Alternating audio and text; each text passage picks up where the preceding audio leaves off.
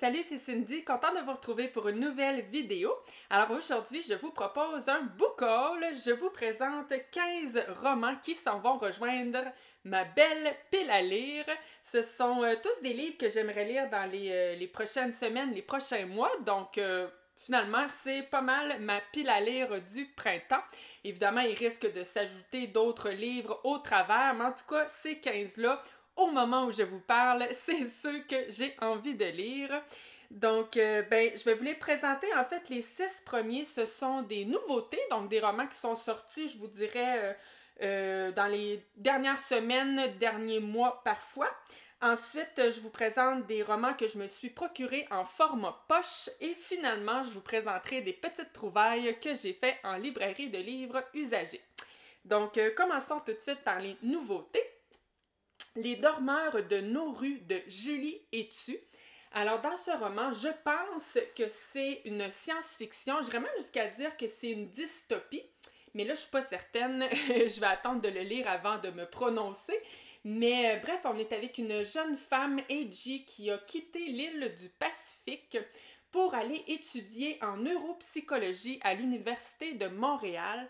Et 6 ans plus tard, elle décide de retourner justement sur l'île du Pacifique pour, en fait, si elle est allée étudier en neuropsychologie, c'était pour comprendre un nouveau syndrome qui semble être... en fait, il y a plusieurs habitants de l'île du Pacifique qui s'appellent Nauru qui en sont atteints. C'est un syndrome qu'on appelle le syndrome de résignation qui semble plonger les habitants dans une espèce de sommeil profond. Donc, évidemment que Eiji veut retourner sur l'île et tenter de guérir les habitants qui en sont atteints. Donc, franchement, j'ai bien hâte de découvrir ce roman qui pique ma curiosité. Ensuite, un thriller japonais. Je pense que je n'ai jamais lu de thriller japonais. Strange Pictures de Uketsu. Alors ici, le résumé en 4e de couverture ne fait que 4 lignes, mais ça a été assez pour me convaincre. Alors on dit un blog inquiétant, un enfant qui disparaît, un cadavre massacré, une jeune fille dans un centre de redressement. Quelle vérité choquante se dissimule dans ces étranges images. Et parlant d'images, si vous regardez à l'intérieur, il y a... je vais essayer d'en trouver d'autres. On retrouve quelques images à l'intérieur du roman. Donc, c'est pas mal intriguant. J'ai hâte de voir à quel point ces images-là ont une importance dans l'histoire. Donc, je vous dis tout ça bientôt. Ensuite, une fantasy. Vous allez dire, hein, Cynthia, il me semble que tu lis pas beaucoup de fantasy. En effet, mais T. Kingfisher, je sais que c'est une autrice qui écrit, oui, de la fantasy, mais aussi de l'horreur.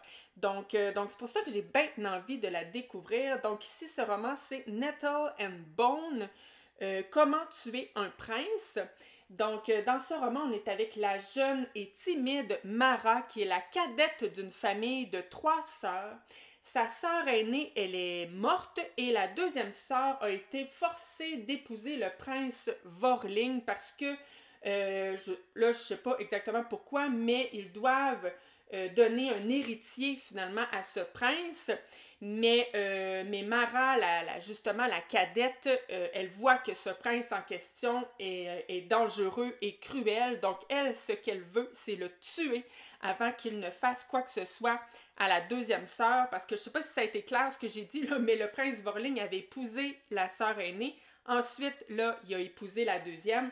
Et donc la cadette veut l'empêcher de faire mal à sa deuxième sœur. Et pour ce faire, pour le tuer en fait, elle va avoir des alliés hauts en couleur. Donc une sorcière, un chevalier, une fée marraine. Oh pelaille, j'ai hâte de découvrir ça. Ensuite, un roman québécois qui est sorti, je pense, au mois de janvier, celui-là, si je me trompe pas, La grosse qui rêvait d'amour de Nadia Tranchemontagne. Alors moi, j'avais entendu l'autrice en entrevue à la radio et je l'avais trouvée hyper rafraîchissante à écouter. Et ça a l'air super bon, ce roman. On est avec Samuel qui a toujours rêvé de trouver le grand amour, mais elle a un obstacle, en fait, c'est que elle a beaucoup de difficultés à accepter son corps, elle se trouve grosse. Mais là, en fait, on va assister finalement à l'émancipation de cette jeune femme, de ce personnage principal, et je pense que les amitiés, entre autres, de belles amitiés vont l'aider à passer par-dessus ça et peut-être à trouver le grand amour, mais je pense qu'il y a aussi beaucoup d'humour dans cette histoire. Je trouvais que ça avait franchement l'air rafraîchissant comme histoire. Voilà. Ensuite, un thriller cette fois-ci, Où tu seras reine de Christelle Duchamp. Alors, dans le genre des thrillers, c'est une autrice que je voulais découvrir depuis longtemps, mais en plus, dans ce cas-ci, on a des thématiques que j'adore. Vous allez me reconnaître, ça sera pas bien long lorsque je vais vous dire le résumé. On est avec Maude qui a 25 ans et qui entretient une relation fusionnelle avec sa mère. Et là, un jour, le psychiatre va lui dire « Écoute Maude, ce lien t'empêche de t'épanouir. » Donc là, elle va commencer tranquillement pas vite à prendre ses distances d'avec sa mère jusqu'au jour où elle reçoit un message de sa mère sur son répondeur et le message se termine par « Je l'ai tué ». Fait que là, elle va aller à la maison de son enfance et j'imagine qu'elle veut y retrouver sa mère, mais bref, en tout cas, tout ça va l'emmener à exhumer d'inavouables secrets de famille. Alors c'est là que vous allez me reconnaître, maternité, secret de famille, ce thriller a tout pour me plaire. Ensuite, celui-là, c'est une nouveauté en format poche, mais en fait, il était sorti il y a 2 ans en grand format aux éditions Métellier, puis là, ils l'ont sorti en format poche. Je me souviens que quand il était sorti en grand format, il m'intéressait beaucoup, puis d'ailleurs, il a gagné le prix Médicis étranger en 2023. Donc, Miséricordia de Lydia Georges. Alors, dans ce roman, en fait, ça me semble être... pas ça me semble, c'est autobiographique parce que ici, l'autrice va retranscrire les textes en fait, qui sont tirés de sa mère qui habitait dans une maison de retraite. En fait, sa mère enregistrait, je pense qu'elle enregistrait carrément ses journées, ses impressions. Elle enregistrait ça sur un magnétophone et l'autrice nous retranscrit justement tous ces... Voyons, j'ai pas le mot... j'ai message dans la tête, là, mais c'est pas vraiment le bon terme. Tous ces enregistrements, en fait. Donc voilà, ça a l'air... j'ai l'impression que ça va être très touchant comme lecture. Donc encore une fois, relation mère-fille. Hein? Un autre livre qui a tout pour me plaire. Alors, les prochains livres, c'est justement ceux que je me suis procurés en format poche. Vous allez voir que pour la plupart, ce sont des auteurs que j'ai découverts l'année passée et que je souhaitais continuer de connaître finalement avec leur bibliographie. Donc, premièrement, Franck Tillier. Hein, l'année passée, j'avais lu... je devrais pas m'avancer là-dedans parce que je me souviens jamais des titres. C'était quoi donc? Pas grave. J'ai lu 2 livres l'année passée de Franck Tillier que j'avais adoré. Donc là, je me suis procuré Puzzle. Alors, dans ce roman, on est avec Ilan et Chloé qui sont des spécialistes des chasses au trésor. Et là, ils vont participer à un méga jeu qui s'appelle Paranoia. Et c'est pas compliqué, ce jeu-là, il y a 2 consignes. En tout cas, eux autres vont recevoir 2 consignes, 2 règles plutôt. 1. Quoi qu'il arrive, rien de ce que vous allez vivre n'est la réalité. Il s'agit d'un jeu. Règle numéro 2. L'un d'entre vous va mourir. Oh! Ça a l'air trop bon. Ça me fait quasiment un peu penser à Squid Game. Bon, peut-être pas, là, je vais le lire avant de... peut-être ça n'a aucun rapport, là, mais vite de même, ça me fait un peu penser à ça. Ça a l'air très intriguant. Ensuite, une autrice, Irène Sola. L'année passée, j'avais lu... encore une fois, je vous dis ça, je me souviens plus du titre. J'avais lu un autre livre d'Irène Sola et j'avais trouvé ça mais tellement envoûtant comme lecture. Donc là, je me suis procuré Je chante et la montagne danse. Alors ici, on est dans un village en haut des Pyrénées avec, en fait, je pense qu'on va avoir plusieurs familles et on va avoir justement, on va parcourir la mémoire des drames familiaux, donc des persécutions et des exécutions de la guerre civile. Alors voilà, d'après moi, on va avoir, en tout cas moi ça me fait un peu penser à l'autre livre que j'ai lu de l'autrice. Je pense qu'on va avoir un petit bout de la vie de plusieurs personnages d'une même famille. Donc, histoire transmise de génération en génération, voilà. Et je pense aussi qu'on a un petit côté nature writing, on peut s'en douter d'ailleurs avec la couverture parce que je pense que l'histoire des membres de cette famille est très difficile, très dramatique, mais toujours la beauté du paysage vient mettre, je vous dirais, un baume dans toutes ces histoires. Alors, j'ai très hâte de retrouver la plume très poétique de Irène Sola. Alors, Marie Vintra, que j'avais aussi découvert l'année passée, alors j'aimerais lire son premier roman qui était Blizzard. Alors, dans ce roman, on est en Alaska, alors au cœur de la tempête, comme le laisse présager le titre. Il y a un petit garçon qui va disparaître. En fait, ça a pris quelques secondes, le temps que Bess, j'imagine que Bess c'est sa maman, donc le temps qu'elle attache ses lacets, tout simplement, aussi vite que ça, et cet enfant va disparaître. Et donc pour le retrouver, Bess va se faire aider des rares habitants qui habitent justement, je pense qu'il est vraiment dans un coin de l'Alaska où il y a très peu habité, qu'on appelle un peu ce bout du monde. Donc voilà, on est avec des habitants qui vont tenter de retrouver le petit garçon.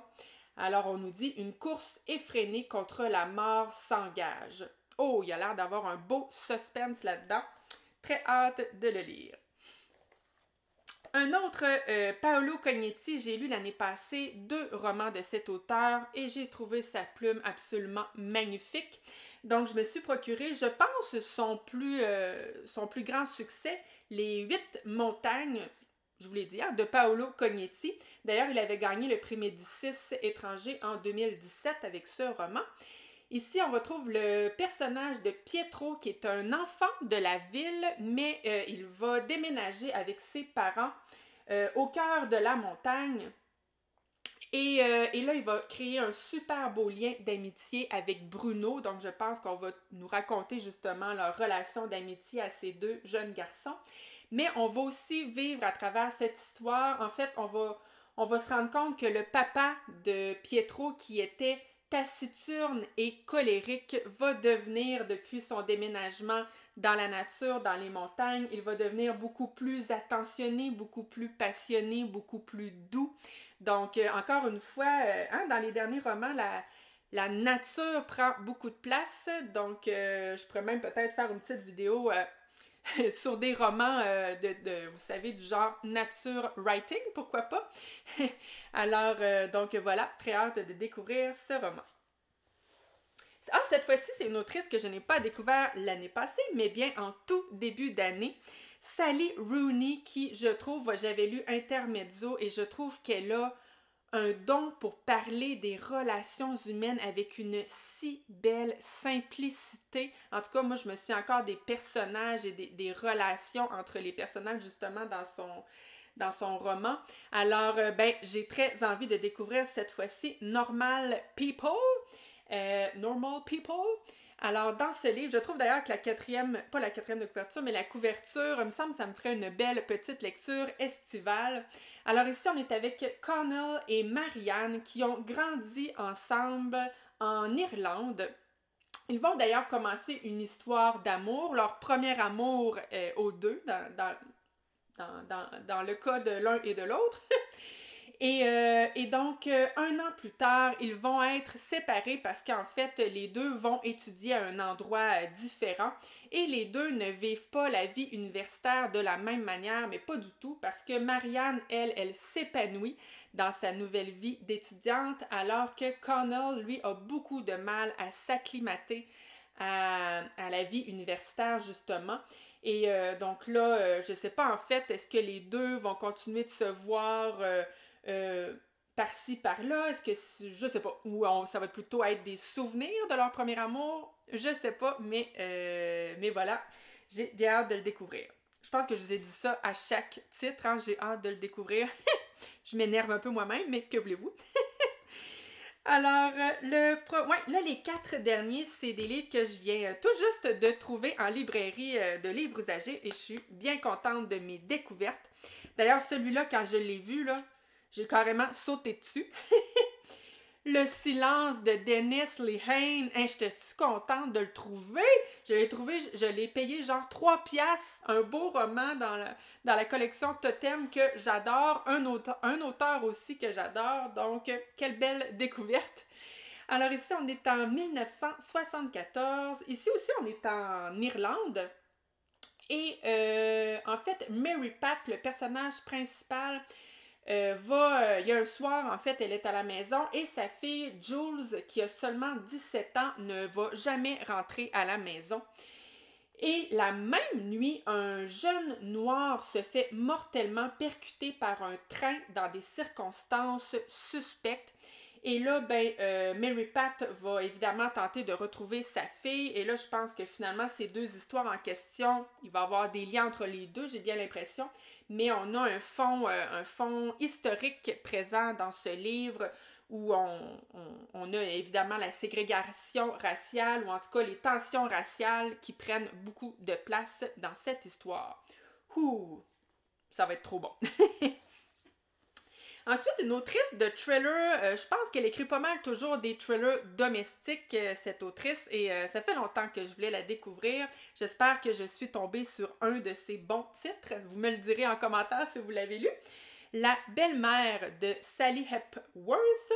Alors ici, on a Lucy, en fait, depuis le début de sa relation avec Holly.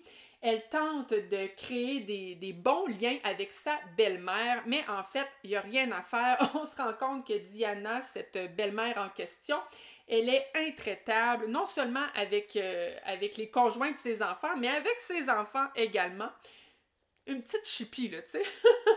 Et donc, et là, ça, c'était il y a 10 ans. En fait, le début de sa relation avec Holly, c'est il y a de ça 10 ans. Mais 10 ans plus tard, on retrouve Diana. En fait, elle est morte. Et à côté de son corps, il y a une petite note qui dit qu'elle n'avait plus le courage de se battre contre le cancer. Mais en fait, on va se rendre compte à l'autopsie qu'elle n'avait absolument pas le cancer. Donc, qu'est-ce qui s'est passé? Est-ce que c'est elle qui s'est enlevé la vie? Est-ce qu'elle est morte de sa belle mort? Est-ce qu'elle a été assassinée? Ah, je ne sais pas, mais en tout cas, il va y avoir évidemment ici aussi des secrets de famille à travers tout ça. Ça a tout pour me plaire. Les deux derniers, ce sont, je pense, des romans ce sont des classiques. Alors, premièrement, le portrait de Dorian Gray de Oscar Wilde. Alors là, vous devez vous dire, c'est un classique, Cindy, tu serais supposée être capable de nous faire un résumé. Mais non, je le sais, j'en ai aucune idée. Puis la quatrième de couverture ne nous raconte pas vraiment l'histoire de ce roman. Il nous dit plutôt que c'est le seul roman de cet auteur. Et donc, je pense que c'est assez tragique comme histoire. Et je pense aussi qu'il s'est inspiré de sa propre vie dans ce livre. Mais j'en sais pas plus. Mais évidemment, je vais le découvrir et venir vous en parler davantage. L'autre roman, L'histoire de Pi de Yann Martel. Alors, là, je suis plate, là, mais ici aussi, c'est pas moi qui est plate, c'est les livres. Non, mais ici aussi, on nous dit pas l'histoire en quatrième de couverture, malheureusement. Mais je sais que c'est une grosse histoire d'aventure grandiose. Je sais que je suis pas trop... habituellement, les récits d'aventure, c'est pas trop ce qui m'allume. Mais je sais pas, celui-là, il y a quelque chose qui me dit quand je l'ai vu... En plus, tellement pas cher. Quand je l'ai vu, je me suis dit, faudrait au moins que je l'essaie. Mettons que ça fait moins mal quand tu achètes un livre à 2$ de te dire, je l'essaye, puis si jamais ça fait pas, on passe au suivant, puis c'est pas plus grave que ça. Mais voilà, j'avais envie d'au moins le tenter. Alors voilà qui complète mon book haul. J'espère que ça vous a plu. Si vous avez lu l'un de ces livres, n'hésitez pas à me dire ce que vous en avez pensé, ça m'intéresse. Et si vous êtes intéressé par mon avis, ben sachez que je ferai dans les prochaines semaines des bilans lecture. Donc, je vous invite à vous abonner à ma chaîne. Ça fait toujours plaisir. Donc, voilà. Merci et on se retrouve dans 2 semaines, probablement justement avec un bilan lecture ou si c'est pas ça, en tout cas, ça va être autre chose. Merci d'avoir été là et à la prochaine.